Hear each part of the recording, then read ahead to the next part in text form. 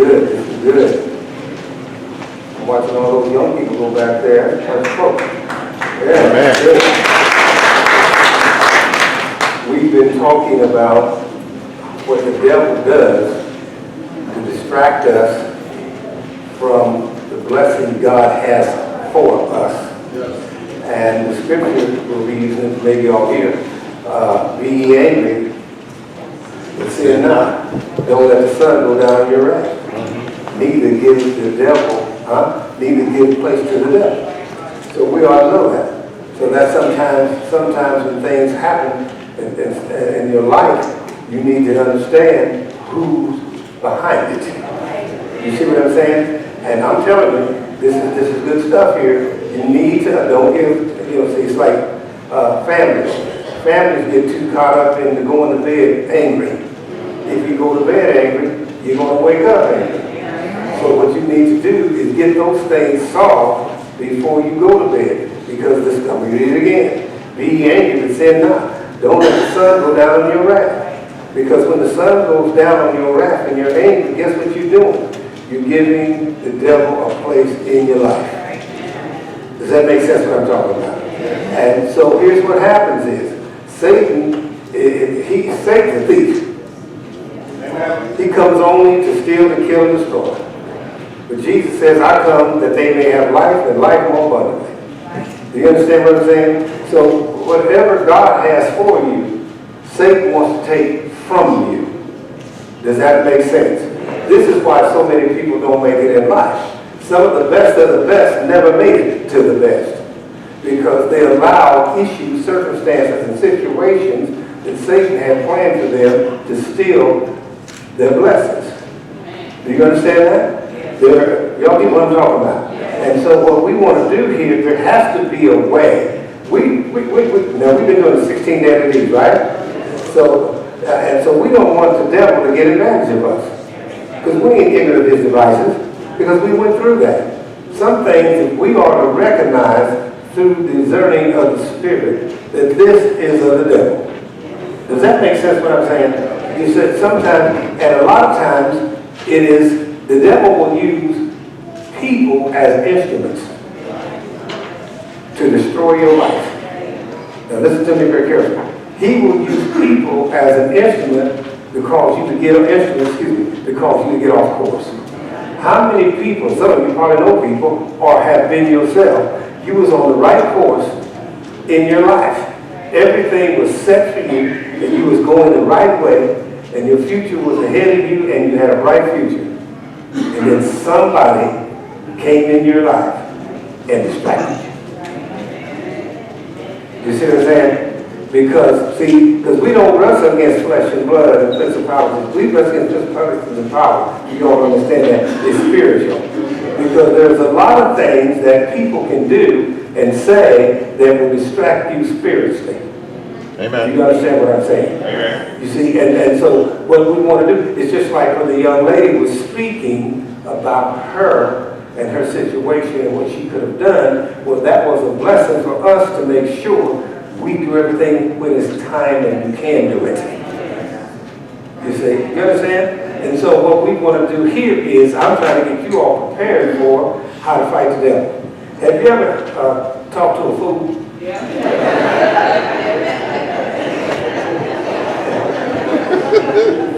And then that fool made a fool out of you. Do you understand what I'm saying? And have you ever, I don't know none of y'all have you ever had somebody just want to argue about everything? And then the next thing you do, you wind up arguing and saying things that you have no business saying. And that quenches the spirit. Do you see what I'm saying? It quenches the spirit. And it grieves the spirit. Are y'all with me? And so sometimes we don't, sometimes we looking down and up and the devil right in front of us. You know what I'm talking about? Amen. You see, and I've seen it in many times, even in this church, that some of you all have got caught up. You were doing good and on the right path and got caught up with somebody else who was on the wrong path, and you got distracted with that somebody else and lost your blessing. You see what I'm saying? And so one time, Jesus I'll go with it. What we got to do sometimes, some people you just need to resist. You see? And Satan can't stand for you to resist him. He don't want you to resist him. You know, it's like a person that follows you around and you trying to get away from them. You know what I'm talking about? And they still running off at the mouth. You see what I'm saying? You got to be able to resist it. Because listen to me, because when you talk back to them, you feeding them. You're putting fuel for them. You see, because that's what they want anyway, is an argument. You see, you understand what I'm saying? And so what sometimes, if you as a Christian, and you're a Christian and you want to get it right, you want to be a good God man, good God woman, good husband, good father, good wife, good mother, you try to do all of those things and do it the right way. Do you understand what I'm saying? But then there's somebody in your family or somebody close to you will tell you who you ain't, as if they know. And then you start second guessing yourself. Do you understand? And so so Jesus was talking to the boys, the disciples, you know, and he was telling them what his purpose was and what he was called to do. His journey. You know, he's going to be crucified, and he's going to be buried. He's going to go down into hell for 3 days, and he's going to be resurrected, because he was the Christ, right? And so he had told this to them many times. And so instead of them, and you know, Peter was the one who's always run off the mountain. Instead of him listening to what Jesus was saying, he's going to discipline Jesus. When you get home, you can read the rest of it. He's going to discipline Jesus, and he's going to tell Jesus what he ain't going to do. Tell Jesus what he wasn't going to do in his life. Just like some folks, y'all got some folks probably around you that can tell you what you're not capable of doing.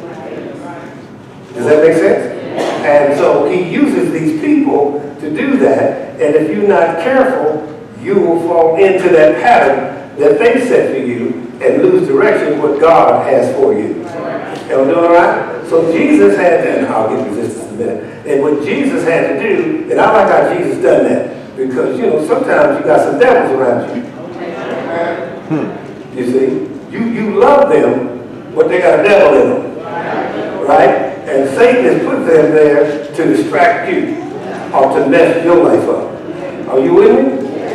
And so we ain't going to be, we can be the one that's doing it, or we can be the one that's been done too. And so Jesus turned around, because everybody thinks Jesus is a goody guy. So Jesus turned around and said to him in Matthew 16 and 23, after he was going to discipline Jesus, guess what Jesus said to him? Get behind me, Satan. Jesus said, get behind me, Satan. Look what Jesus told him. Get behind me, Satan. Because Jesus knew where that was coming from. Let me keep that in, because y'all act like y'all got no energy from me today. You see? Jesus knew where that was coming from. And so you need to get this message, because he's going to try to stop every one of you in here. That's his plan for you. When somebody's speaking to you, you need to know where they're coming from. You understand? When Jesus knew where he was coming from, and he loved Peter, you know, he loved him because he was one of the disciples, but he had to stop him. And he said, get behind me, Satan. You see, you might be scared to say that to your in-laws or outlaws or spouses or whoever it is, but whatever it is. Sometimes you got to look a person in the face and know who they are. And know what Satan has put them in your life to destroy your life. And Jesus said, you need to get behind me, Satan. Do you understand what I'm saying? Don't be scared to say that. Or say, if you're scared to say it out verbally, say it under your breath. You see what I'm saying? I'm telling you, Jesus said, get behind me, Satan, what? You are a stumbling block to me. Now look at me. Jesus said, get behind me, Satan, because you are a stumbling block to me. There are people that can be in your life. I don't care how much you love them, how much you like them. If you're not careful, they become a stumbling block in your life if you keep listening to them. Do you understand what I'm saying? So you need to understand that. So here, look at me. I'm going to come over here. Y'all look right at me. You need to check the resume of some of the folk that's around you. Amen. Who sent these people to you? All right? See, sometimes we don't goody. You know, when folks are smiling, we don't know what that person has put in our life to be a stumbling block for us. Y'all got it over here? Yes. So you need to check who's around you. and make sure that these people that's in your life is not going to be a stumbling block for you. Does that make sense? It doesn't matter how much you love them. It doesn't matter how close they are to you. If this person is a stumbling block for you, and be bold enough, as Jesus says, get behind me, Satan. He said, you are a stumbling block to me. Because Jesus knew the pattern. Jesus knew what he was called to do. And Peter was trying to distract him. And Jesus told him, no, you're a stumbling block. So some of you in here need to tell some of these folks that, whoa, hold on here. You've been a stumbling block for me. Keep going. He also says, you do not have in mind the concerns of God. So you don't have in mind the concerns of God. Some people don't have God's wishes for you or God's blessing for you. They're in the natural, so they're in there for themselves. I'm doing all right? Yes. All right? Then it says that merely human concerns. You got all the human concerns. In other words, there's people can be in your life, it's all about them, not about supporting you in your God journey. They want you in their journey. Does that make sense to you? And that's how people get caught up into divorces. You see, folks get married the wrong folks. And see, and God put that, that's why God's put that person in your life. It's a blessing, but they didn't look good enough. They didn't have the right education. Wrong color.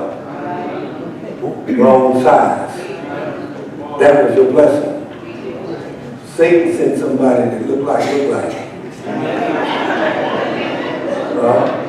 You see what I'm saying? And that person was a stumbling block for you. You understand it? I know a bunch of y'all been here. And been around 2 or 3 times. Don't be out there getting in there. Come on. Got the stumbling block. Then you want to get mad at the person. Who was wrong, them or you? You were wrong because you didn't recognize that person, Satan is using that person to be a stumbling block for you in your life. Do you understand what I'm saying? All right, I know this is good stuff. All right. This is why people can't get to church. People can't get to churches because they got other things to do, not knowing that them other things is a stumbling block for them. Because Satan don't want you to come to church because you can't grow unless you get here. It is something you can go to work. I don't care what time you get up, 6 o'clock in the morning, 5 days a week. But Sunday, you sneak it in. You understand? Your body can be a stumbling block to you. Because it's telling you, no, I need to be here. All right. And so sometimes, that was Jesus talking. All right? So sometimes people can be what to you? And you need to tell them to do what? Because you know that Satan is using them to be what? A stumbling block in your life. Okay? I hope we don't have one in here. Some people talk about a used car selling. You know how they do. Right? Getting you to buy something that you can't afford that's going to fall apart. And that becomes a stumbling block. Because see, what is the number one thing for divorce in this country? I'll tell you, finances. So sometimes that person is trying to sell you something, or that person is with you, wants that so much, you know you can't afford it, and so you buy it anyway and wind up doing bankruptcy because that type of love that you had has become a stumbling block for you. All right? Because I'm about life lessons. Teach me life lessons. And sometimes it can be the wife or the husband.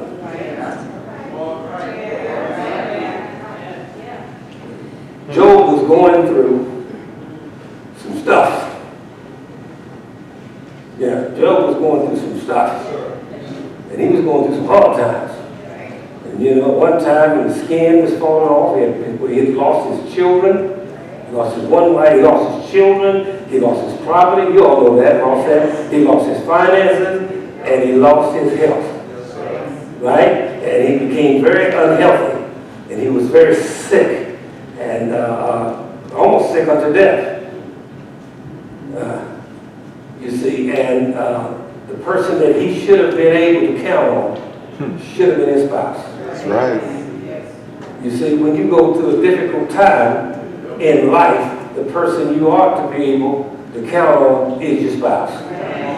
You remember, to death do us part. For better or worse. In sickness and health.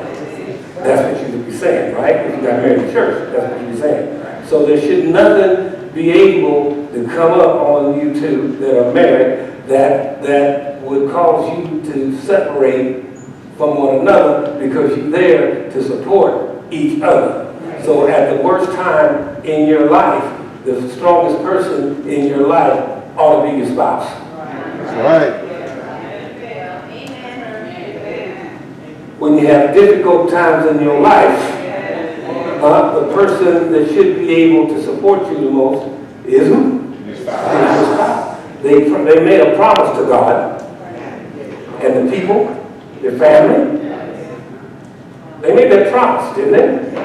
And so you can count on, surely, you can count on your wife. You can count on your husband. You see, that's the thing that we need to look at before we get in those situations. What kind of accountability does this person have? All right.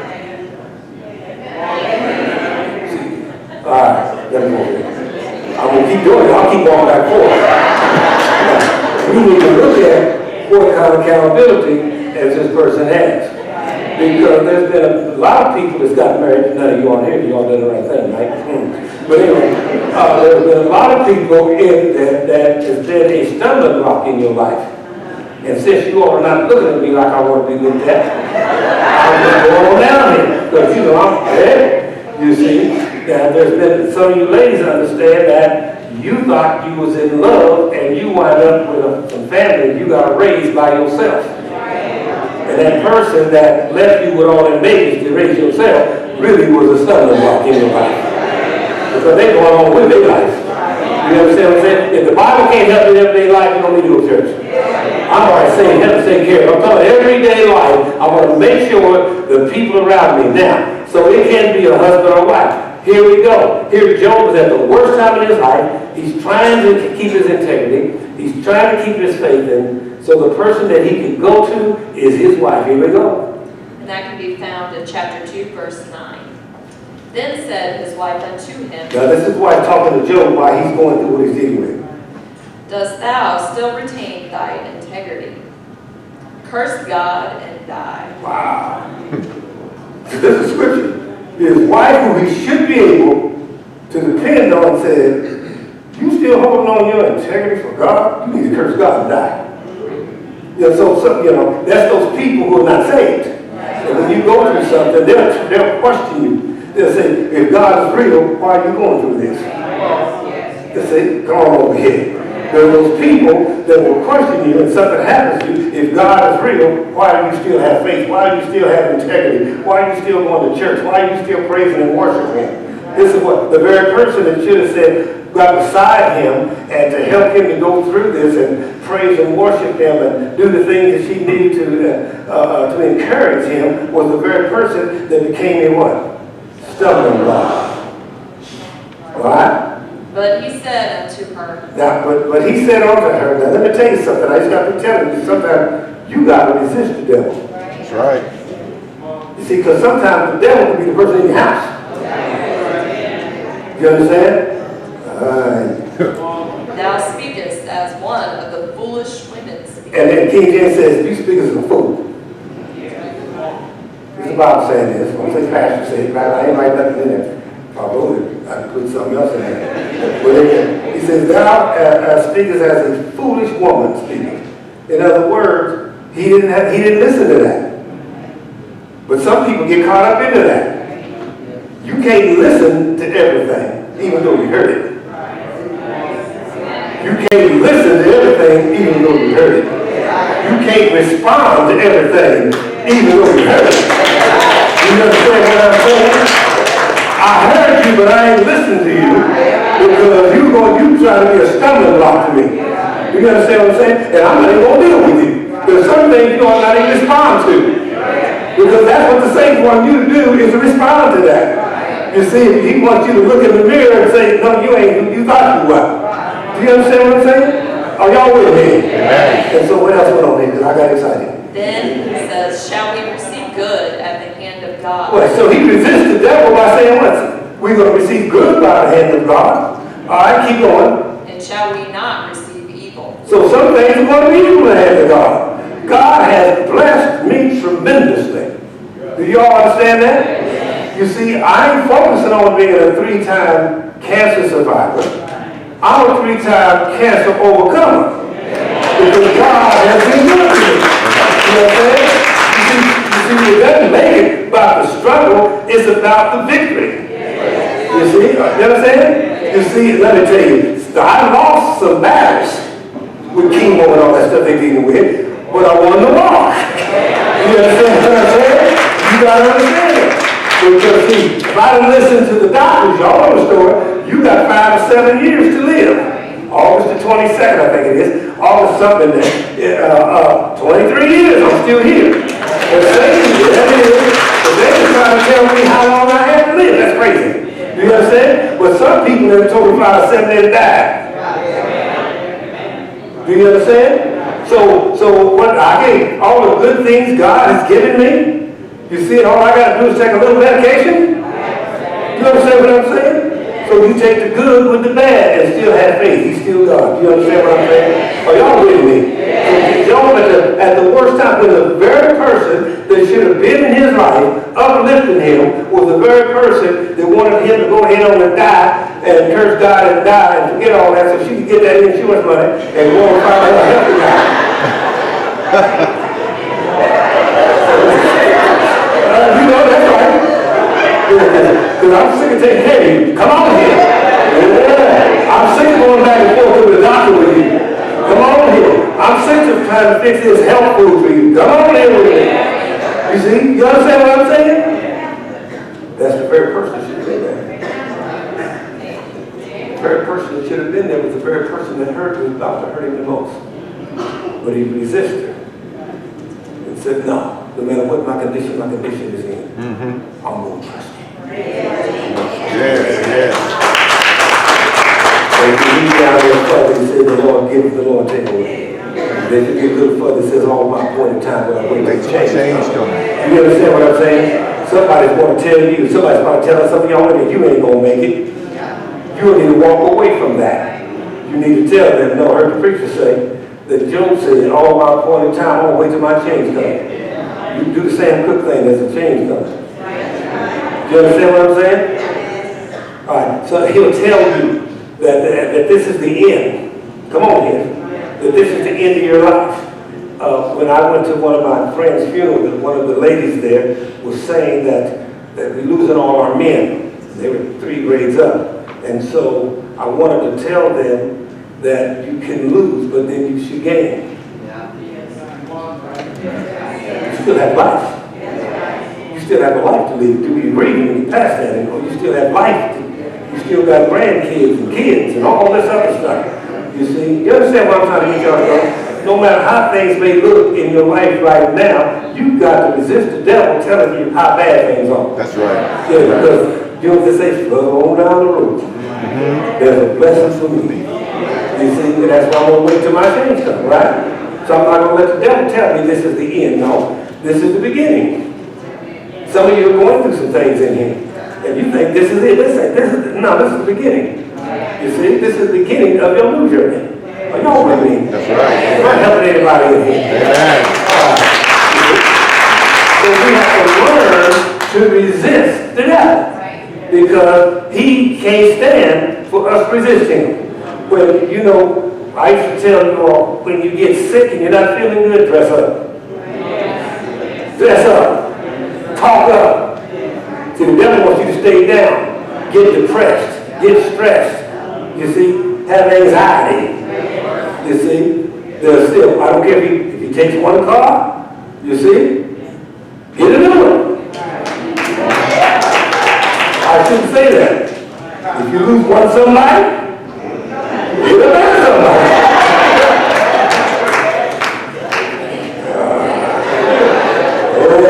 Okay. I'm just trying to help you. See, the devil's talking to some of you so much, you losing your blessing. Say this. Satan, you are a liar. The truth is not in me. I'm going to wait till my change comes. Give God a hand.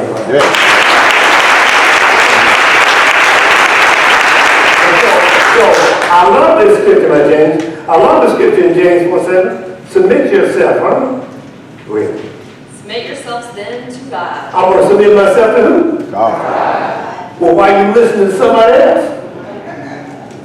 Come on, I want to submit myself to who? God. Why are you listening to somebody else? You see, when you submit yourself to God, then who you listen to? You should be listening to God. Right? So you ought to be godly.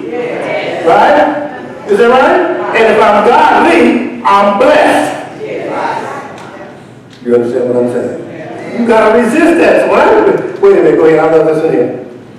Resist the devil, and he will flee from you. You got to resist the devil. If you resist the devil, he will flee from you because Satan can't stand to be resisted. So just resist it. That's right. I'm not hearing you. I can't hear you. You understand what I'm saying? Yes. Are y'all with me? Yes. And resist means what? Resist is to withstand the force or effect of. I'm going to withstand the force that comes up against me. Because I know God has got it. I don't care how bad the storm is. I'm going to resist it. I don't care what nobody says about me. I'm going to resist that. Okay? Resist is also to stand up against or oppose with firm determination. I'm going to stand up against, and what? Firm determination. Oppose. Sometimes you got to oppose. Guard your heart. That's the scripture. Guard your thoughts. You see? You got to make a stand. That's right. Sometimes you got to make a stand, and making a stand is this. Man, I got time for you. I don't even want to say it. I ain't dealing with you today.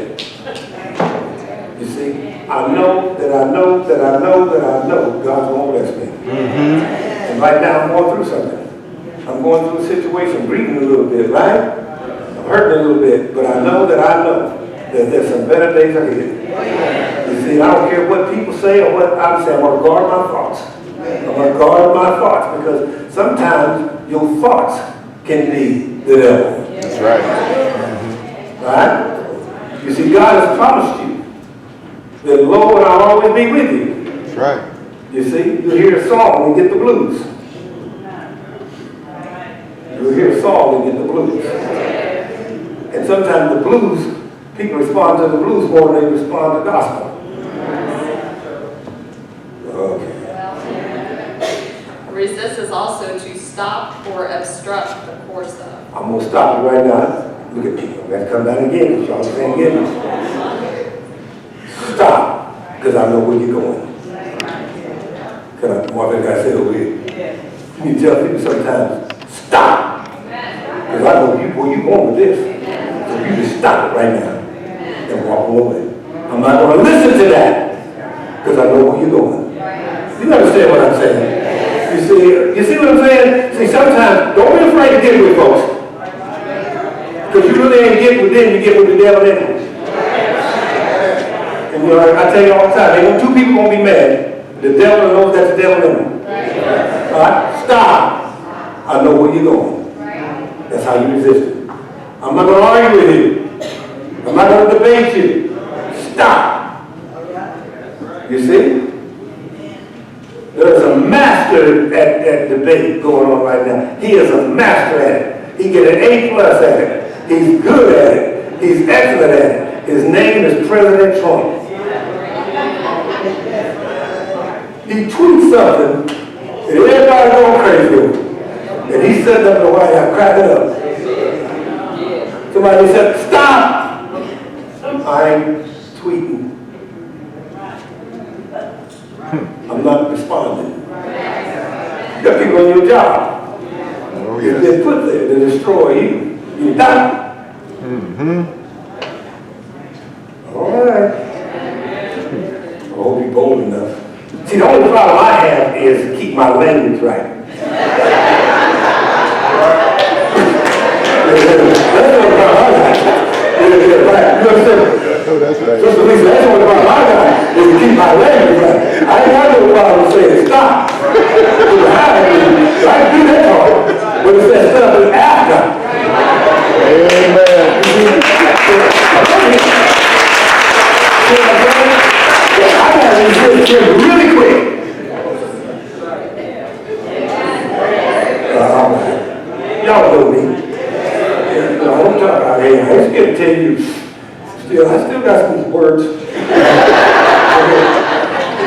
don't get food up here. And I got the little suit on and, yeah. I take this thing off, put this thing down.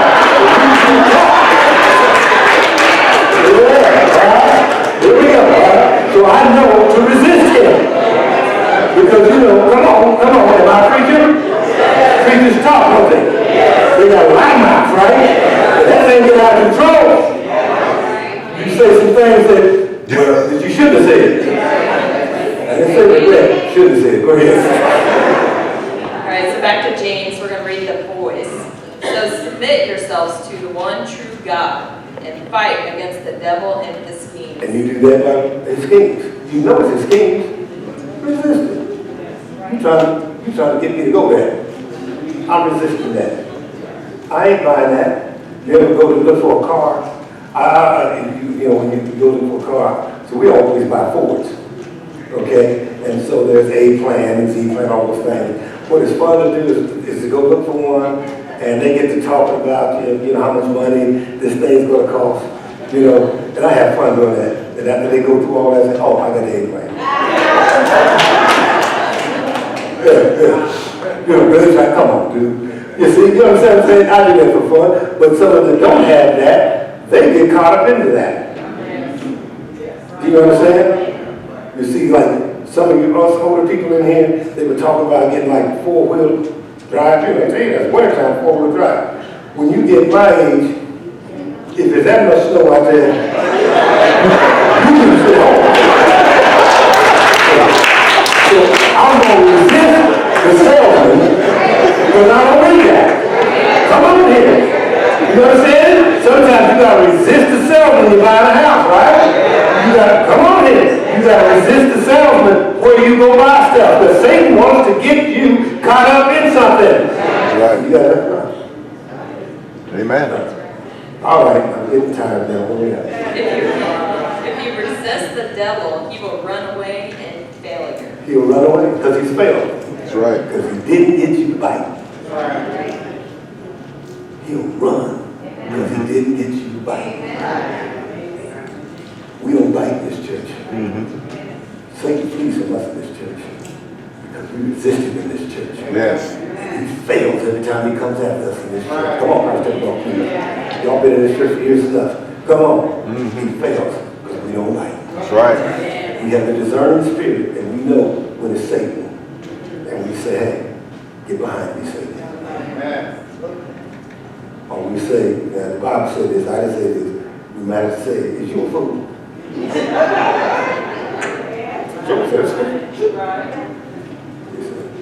Some of y'all look at me like crazy. It's in here. That's right. Right? Sometimes you got to toughen up. You got to have some mental toughness about yourself.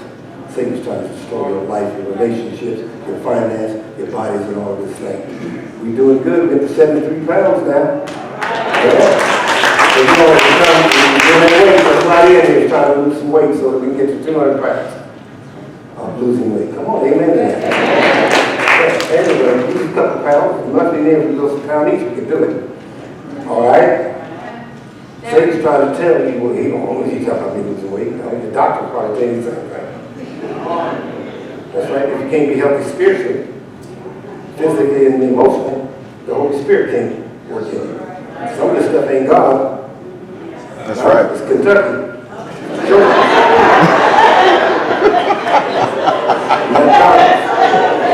Somebody's got some good hamburgers. Ready. Okay. Resist the devil. Sometimes that means drive by. Yes, it smells good, but it ain't good for you. Keep driving. All right, come on. Now we're going to read James again from the Message. Keep driving. Okay. So let God work his will in you. Let who? God. If you let God work his will in you, who's trying to block it? See? And he'll use people to do it. He'll use people to do it. Tell you who you can't be. Right? Yell a loud no to the devil and watch him scamper. You see, some folk, you got to give a loud no. And when I say no, there ain't nothing else has to be said. Right? This is why children get away with stuff today. I was talking about, no, I did not tell you. I told you not to do that. Why do you keep doing this? I told you before not to do that. That's how they do it now. I'll come around with you with no. No meant what? No. You got to do it. See, the devil keep messing with you. You ever broke up with somebody that didn't believe you?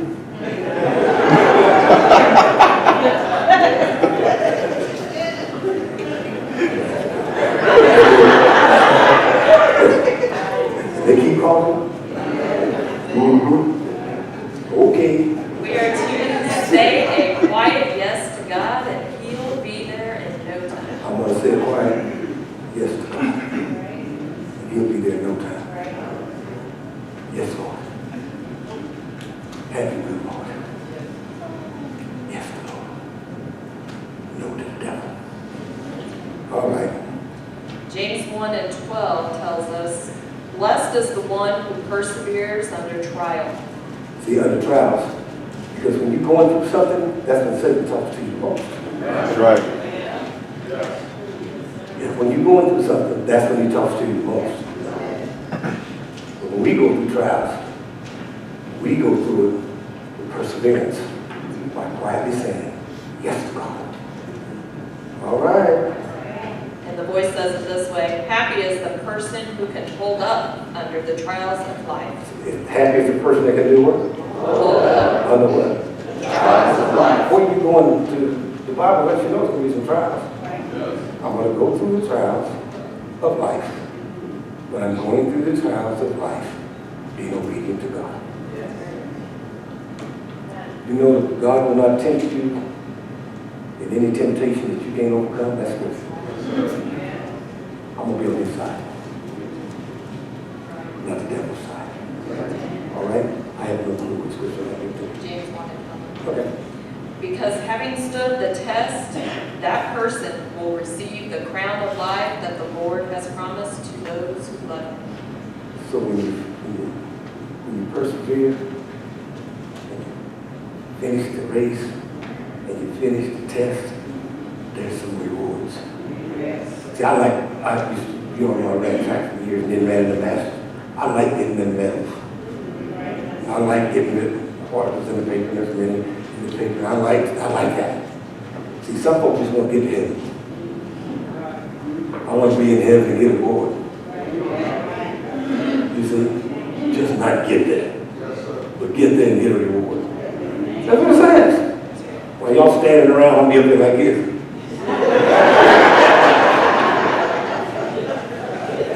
Because I want my reward. And the Bible says there's going to be some people that get some rewards. Because he's going to reward you because you have to keep your mouth shut when you want to talk. He's going to reward you when you want to be angry and sin. But he's going to reward you because you was angry and sin none. Are y'all with me? Amen. Right? Okay. I'm good with that. All right, now we turn to 1 Peter 5, verse 8 through 11. And I love this, and then we'll get through this, and you can go on with your day. Be alert and of sober mind. You can't be intoxicated. You got to be alert and sober-minded. I ain't talking about intoxicated with drinking. I'm talking about there's a difference. You can't be, you got to be sober. You see, you understand what I'm saying? Yes. What Peter's saying here? Go ahead. And the voice says, disciplined and stay on guard. You got to be what? Disciplined. And what? Stay on guard. Because you got an enemy. You got to keep paying attention to what's going on around you. Okay? And who's around you? All right. Your enemy, the devil, prowls around like a roaring lion looking for someone to devour. He's looking for you. I guarantee you. Everybody look at me for a minute. You're on the sleep. Just try to. Before the week's up, you're going to get somebody. This pastor don't know what he's talking about. Before the week's up. And if you man up or woman up, call him down. I should have listened to you. The old devil got in. All right, but here's the key. Resist him. What? Resist him. What? Resist him. What? Resist him. All right? Standing firm in the faith. You're going to stand firm in your faith. All right? Because you know that the family of believers throughout the world is undergoing the same kind of suffering. You ain't the only person who's going through something. Huh? And he says believers. Who told the lie that Christians weren't supposed to go through something? That's right. You see, whatever you're going through right now, and here's somebody else going through the same thing. But stand in your faith. All right? The message says, keep a cool head. You got to keep a cool head. I don't care what's going on around. Keep a cool head. You can't fall apart. There's a better day coming. All right? And to stay alert. And do what? Stay alert. And what? Stay alert. One more time. Stay alert. All right, don't go to sleep. He'll get you. Don't let him keep you napping. All right? That's exactly what it says. The devil is poised to pounce and would like nothing better than to catch you napping. He wants to catch you napping. He's watching you. He wants to catch you napping. All right. I'm interested to see who's going to be bold enough to call me. It goes on to say, you're not the only ones plunged into these hard times. You ain't the only one going through hard times. You ever had your heart broken? Excuse me. Amen. You're the only person that ever had your heart broken. Somebody ever left you? You're the only person somebody ever left somebody. Come on. Keep on, please. And in verse 10, the God of all grace, who called you to his eternal glory in Christ, after you have suffered a little while. So you're going to suffer a little while. There's some things just suffering. You're going to suffer a little while. I'm not here to tell you, see, I tell you, we don't have pep rallies over here. Life. Life, you're going to suffer. A little while. We said, but how long? Little while. Okay.